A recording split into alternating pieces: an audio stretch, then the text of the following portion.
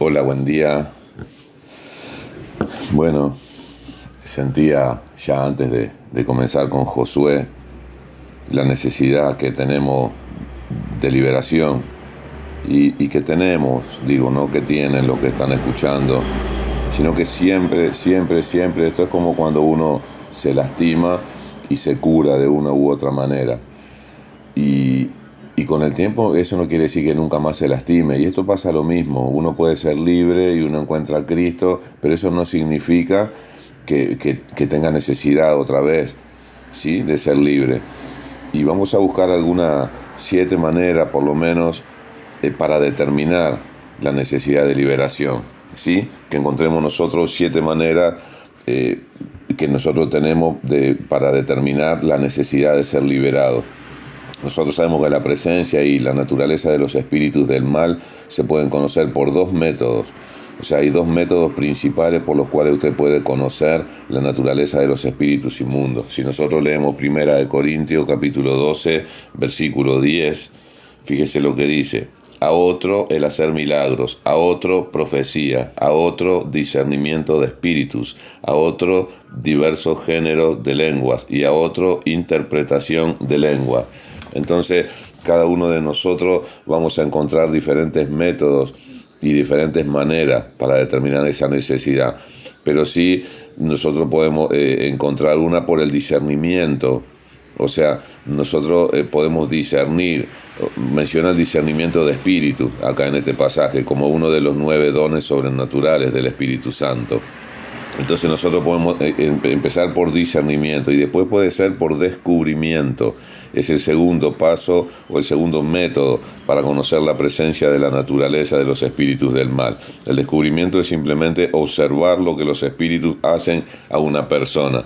Entonces yo observo las maneras, los modos. Ahora vamos a ver algunas de esas maneras. Por ejemplo, problemas emocionales, sería el punto A. Son perturbaciones de las emociones que persisten o residen.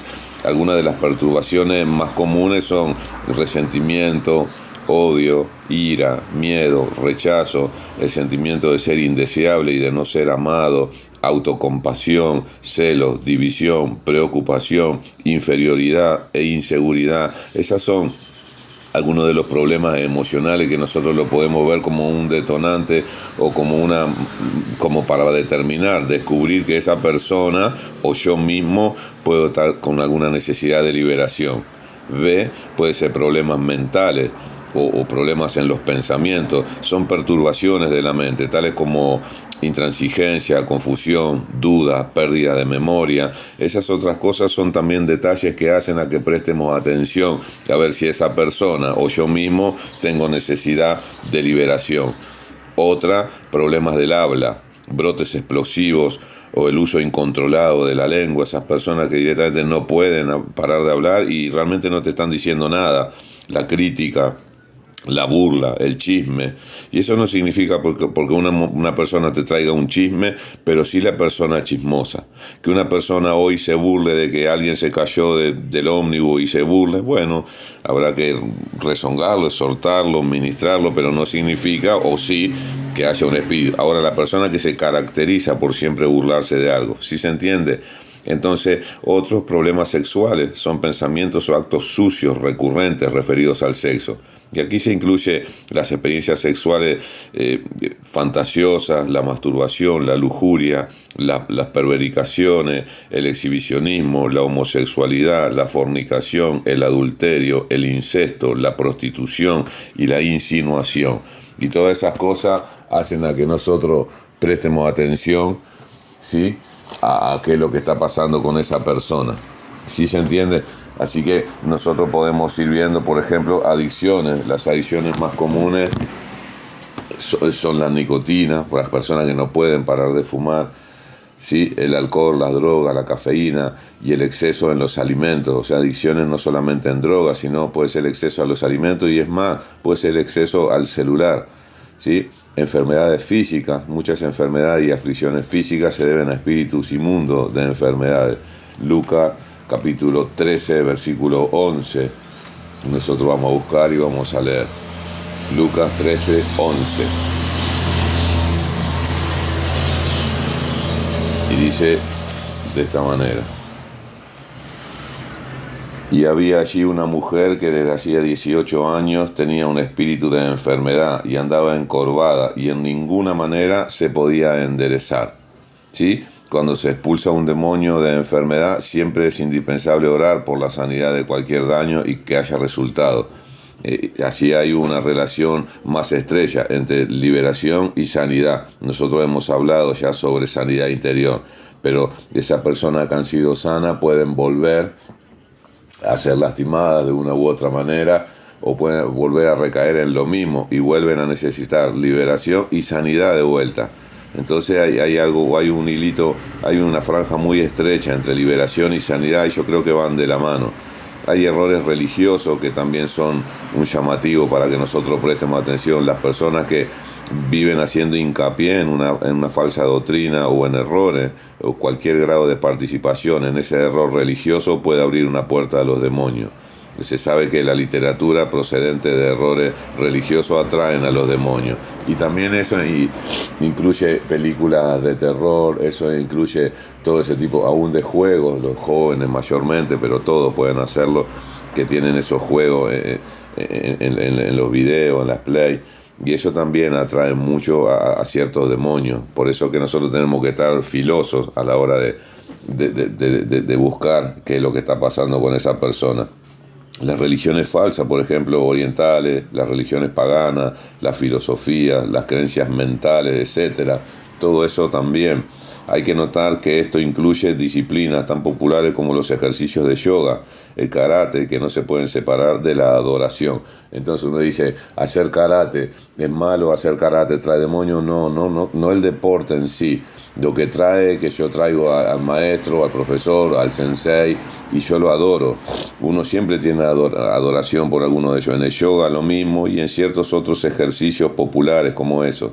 Después hay sectas cristianas como los mormones, los testigos de Jehová, las ciencias cristianas, el rosarrucismo, el unitarismo, hay muchos más, ¿no? Y tales sectas niegan o confunden la necesidad de la sangre de Cristo como la única vía para la expiación del pecado y para la salvación.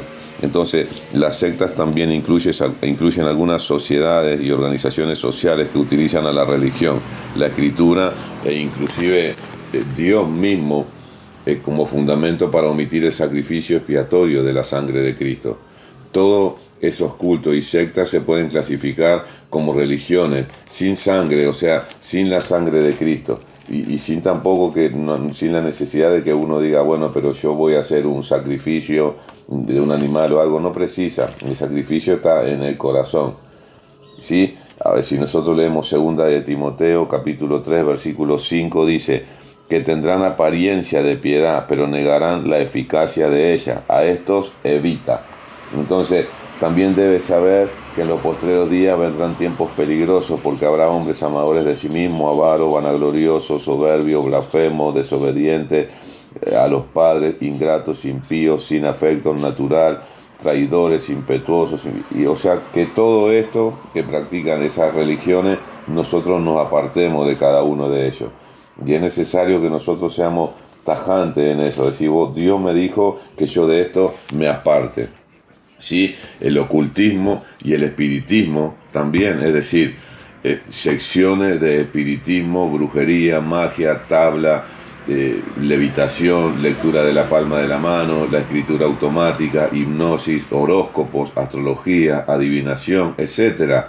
Todos los métodos de buscar conocimiento sobrenatural, sabiduría, guía y poder aparte de Dios están prohibidos.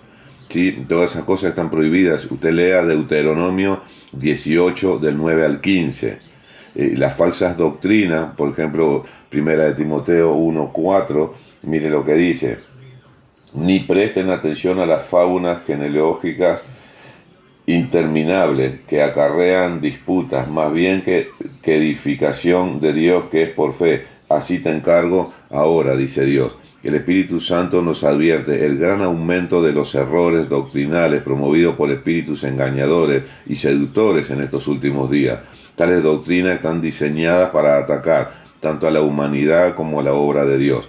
¿Para qué? Para negar la inspiración de las Escrituras, para para distraer a los cristianos del movimiento del Espíritu Santo de Dios, para provocar la desunión en el cuerpo de Cristo, para causar confusión en la iglesia mediante la obsesión con doctrina junto con una compulsión para propagar tales doctrinas, para hinchar a un individuo con un sentimiento de superioridad en la revelación, haciendo de aquel en el error alguien inensañable, hermano. Es una persona que usted no la puede enseñar nunca en la vida, porque hacen de esa persona que tenga un sentimiento de superioridad, y ese se hace inenseñable para promover el énfasis de actividades carnales y presentarlas como vías de acceso espiritual, como en el caso de los vegetarianos, sin ir más lejos. Es necesario que nosotros prestemos atención a cada uno de esos detalles, porque lo vamos a ver lamentablemente dentro de las iglesias mismas. ¿Sí? Hoy a modo de introducción les comparto esto, y mañana, si Dios lo permite, yo quiero que usted pueda aprender cómo entran los demonios. O sea, cómo entran esas personalidades perversas dentro de cada uno de nosotros. ¿Sí? Dios los bendiga mucho.